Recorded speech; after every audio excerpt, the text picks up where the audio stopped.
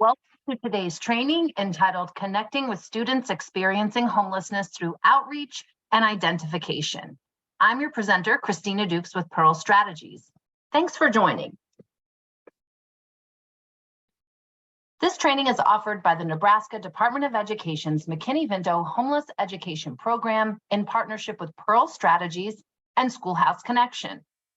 Pearl Strategies is an educational consulting and technical assistance firm focused on the homeless education sector and its cross-system partners. Schoolhouse Connection is a national nonprofit working to overcome homelessness through education via strategic advocacy and practical assistance.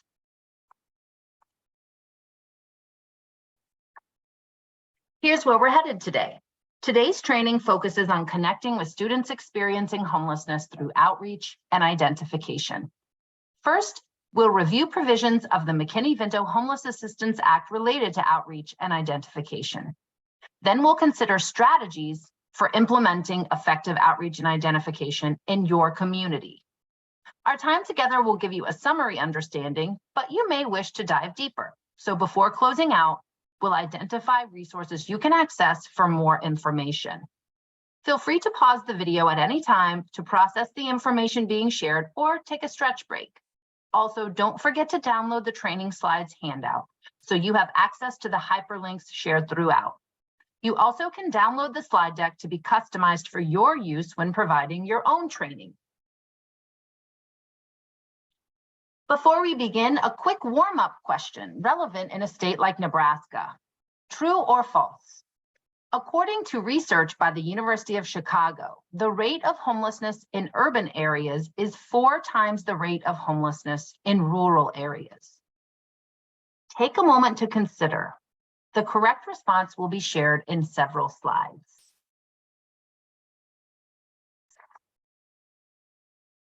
Let's set the context for today's discussion by talking briefly about the McKinney-Vento Act. The McKinney-Vento Homeless Assistance Act was originally passed into law in 1987 and represented the first significant federal legislative response to homelessness.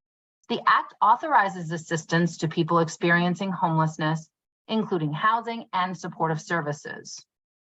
Education circles, when referring to the McKinney-Vento Act, we're actually referring to Subtitle 7B of the Act, the Education subtitle, which was reauthorized by Title IX, Part A of the Every Student Succeeds Act. The Act establishes the definition of homeless used by U.S. public schools and authorizes rights and services to address the unique educational barriers and challenges faced by students experiencing homelessness. To ensure its implementation, the Act requires state education departments to designate a state coordinator for homeless education. Likewise, school districts must designate a local homeless education liaison.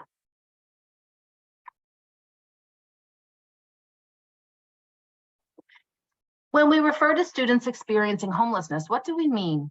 The McKinney-Vento Act defines homelessness as a child or youth who lacks a fixed, regular, and adequate nighttime residence, including sharing the housing of other persons due to loss of housing, economic hardship, or a similar reason. This is commonly referred to as doubling up.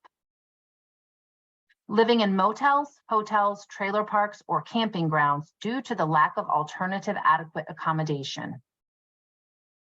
Living in emergency or transitional shelters or abandoned in hospitals.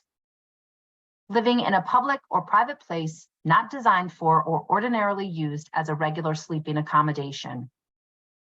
Living in cars, parks, public spaces, abandoned buildings, substandard housing, bus or train stations, or similar settings. And migratory children living in the above circumstances. Unaccompanied youth also are eligible for McKinney-Vento rights and services. The McKinney-Vento Act defines unaccompanied youth as a homeless child or youth not in the physical custody of a parent or guardian. Remember our warm-up question? The correct answer is false. Rates of homelessness in urban areas are not 4 times the rate in rural areas.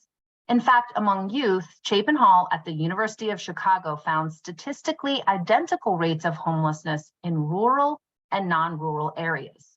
So while the number of people experiencing homelessness may be higher in more densely populated urban centers, the rate of homelessness in rural areas matches that of larger cities.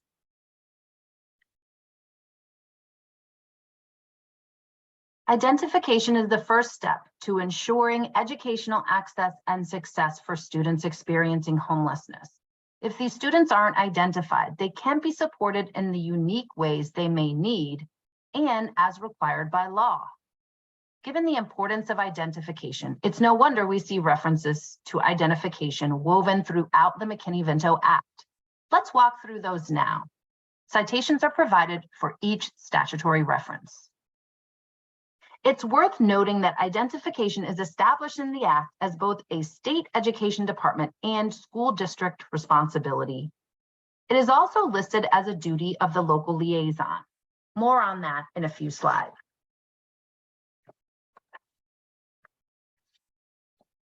The McKinney-Vento Act requires state education departments to collect data on the number of children and youth experiencing homelessness identified each school year and post this number publicly to the department's website, updating it annually. The Act also requires that professional development provided to local liaisons and other district personnel include a focus on improving student identification. Districts are required to coordinate with community partners like housing and other service providers to ensure the prompt identification of children and youth experiencing homelessness. Identification also is listed as one of the areas to focus on for districts receiving McKinney-Vento subgrant funds. Lastly, identification also is a primary focus of American Rescue Plan Homeless Children or Youth, or ARP-HCY funding.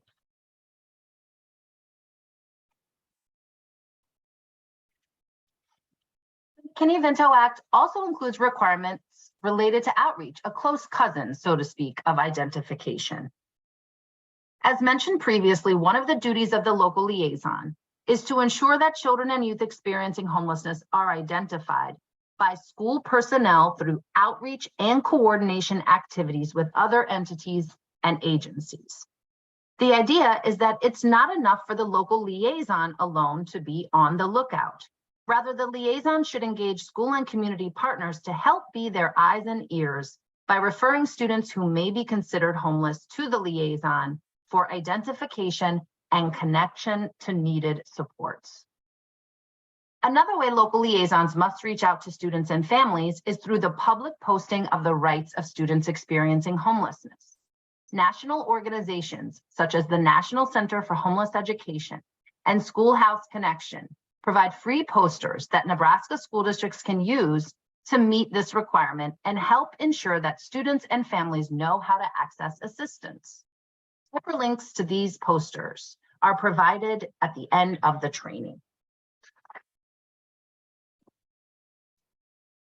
State coordinators and school districts must inform school personnel, community partners, and children, youth, and parents or guardians experiencing homelessness of the duties of the local liaison.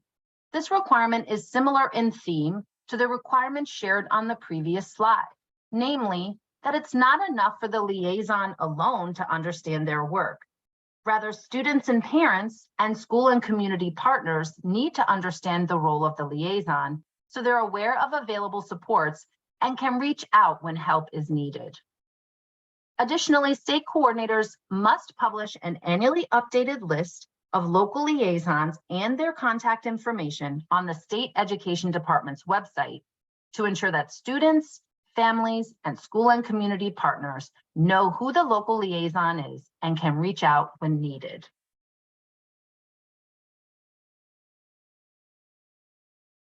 Let's shift now from statutory requirements to strategies for implementation. While the McKinney-Vento Act does not establish specific identification benchmarks, many homeless education practitioners use the benchmarks we'll explore now. They are based on evidence that experiences of homelessness are correlated with experiences of poverty. With this in mind, consider the following benchmarks when assessing school district identification efforts. One benchmark is based on a 2001 finding by the Urban Institute that approximately 10% of people experiencing poverty will experience homelessness in a given year. To use this benchmark, compare the number of McKinney-Vento students identified by the school district within a school year with the district's poverty data for the same year. The number of McKinney-Vento students should be in the range of 10% of the number of students in poverty. Another benchmark is based on a 2019 finding by the state of California that approximately 5 to 10% of students eligible for free or reduced price school meals will experience homelessness in a given year. Students are eligible for reduced price meals at up to 185% of the federal poverty line, while students are eligible for free school meals at up to 130% of the line. To leverage this benchmark, compare the number of McKinney-Vento students identified by the school district within a school year with the district's free and reduced price lunch data for the same year. This data can be accessed from the school district's school nutrition program. The number of McKinney-Vento students should be in the range of 5 to 10% of the total number of students eligible for free or reduced price meals. These benchmarks should be used as helpful tools, but not as an exact science, since rates of poverty and homelessness may vary by locality for many reasons, such as broader regional or national housing or labor market dynamics, the closing of a large local employer, or a large-scale natural disaster that displaces many households. With these benchmarks in mind, let's look at strategies districts and schools can implement. Firstly, create a centralized phone number or website where students, families, and school and community partners can access clear and consistent information about who is eligible for McKinney-Vento services, what supports are available to eligible students, and how to contact the local liaison for more information. It's a good idea to reach out to students who were previously McKinney-Vento eligible. While some households' homelessness may resolve quickly, some students may experience homelessness more than once or across multiple school years. Create and distribute simple homeless education awareness materials, such as flyers or posters, where youth or families may congregate. Locations mentioned in statute include schools, shelters, public libraries, and soup kitchens. You also may want to share information in public parks, youth drop-in centers, community centers, transit stations, and other relevant locations in your community. Ask community partners like shelters, motels, transitional housing programs, campgrounds, public benefits offices, public health offices, and the like, to share information with students and families they work with who might be experiencing homelessness. Share clear instructions with these partners for how to refer these students and families to the liaison. Leverage existing distribution channels, such as school supply drives, holiday gift drives, and free school meals to share information. And leverage technology like social media, texting, and email to share information. Liaisons have noted that social media is helpful in instances where addresses or phone numbers have changed, as social media profiles usually remain the same. Many districts include housing questionnaires as part of their enrollment forms to screen for McKinney-Vento eligibility. Remember to allow McKinney-Vento students to enroll in school immediately, even if unable to provide proof of residence as required by the McKinney-Vento Act.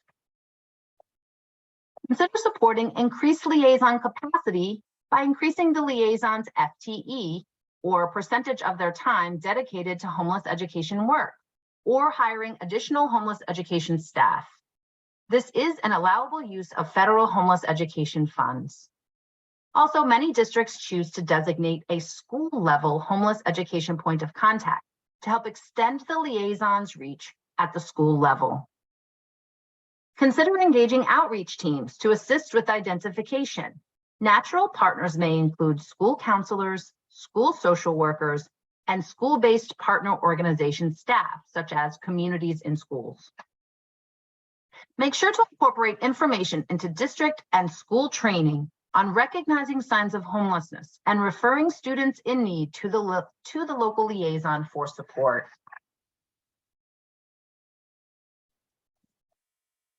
When creating outreach materials, use sensitive and intentional language. Describe living situations such as staying with someone else because you have nowhere else to stay, or staying in a motel, rather than using the word homeless when sharing who is McKinney-Vento eligible. Also, create a safe space for accessing help. Encourage school staff to engage with families in a welcoming and trauma-informed manner. It's also important to relieve students and families' concerns about child welfare involvement. While schools are mandated reporters of suspected abuse or neglect, families and students should feel comfortable that their housing instability alone will not result in an automatic report to child welfare. Be consistent and persistent with identification efforts, as multiple outreach attempts may be needed. Students and families may be dealing with a lot or may need to establish greater trust before sharing about their homelessness. Keep homeless education communications clear and simple, as students and parents may have varying reading or English proficiency levels. Share information in languages other than English that are common in your community to ensure access for English learners. And once a connection has been made, check in with the student or family regularly to assess needs and ensure access to help.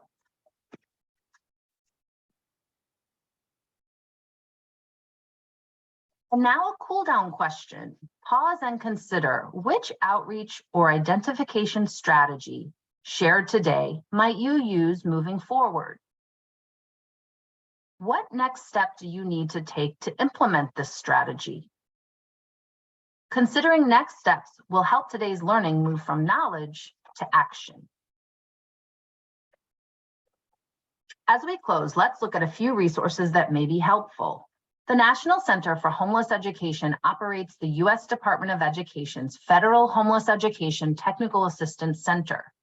They have developed educational rights posters available in youth or parent versions in English or Spanish. Districts can download these posters in electronic format or order them in hard copy at the links on the screen. Likewise, Schoolhouse Connection provides Know Your Rights posters in electronic format in both English and Spanish. For examples of specific outreach or identification resources, check out New Mexico's student referral form for community partners. Kern County Schools in California also uses a partner referral form available in PDF or online format. Northwest New Mexico school districts host a McKinney-Vento Facebook page so students, families, and school and community partners can learn about local assistance and resources. Hopefully, these resources provide a helpful starting place as your district seeks to improve student identification efforts. Well, that's it. You did it. You completed the outreach and identification training. Hopefully, the information you learned today will help you in your work. Feel free to reach out to the Nebraska Department of Education, Pearl Strategies, or Schoolhouse Connection should you have questions about content covered in today's training. Thanks for joining.